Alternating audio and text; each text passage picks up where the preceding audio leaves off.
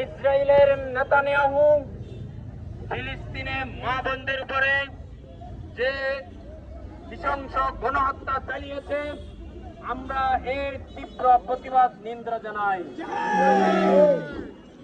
আমরা জাতিসংঘের কাছে অনুরোধ করব অতি সত্বর জাতিসংঘের মাধ্যমে ফিলিস্তিনের হত্যাকাণ্ড বন্ধ করার জন্য।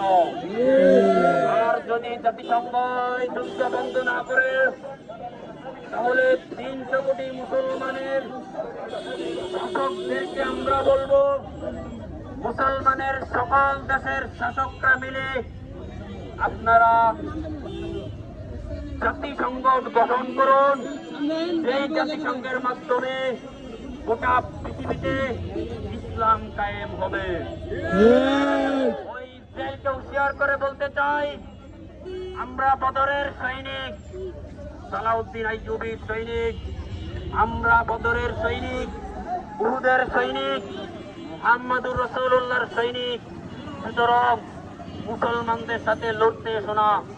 বদরেও তোমরা হারছ, উহুদেও হারছ, ফিলিস্তিনকে তোমরা কোনোভাবেই দখল করতে পারবা না। যদি ফিলিস্তিন স্বাধীন করার জন্য এক সাগর নয়, সাগর সাগর রক্তের প্রয়োজন হয়, কোটি কোটি মুসলমান নিজের জীবনকে বিলিয়ে দিয়ে, বুকের তাজা রক্ত দিয়ে ফিলিস্তিনকে স্বাধীন করতে প্রস্তুত আছে। এখন আমাদের সামনে সংক্ষিপ্ত বক্তব্য রাখবেন হযরত মাওলানা মুফতি নুরুল্লাহ। এরপরে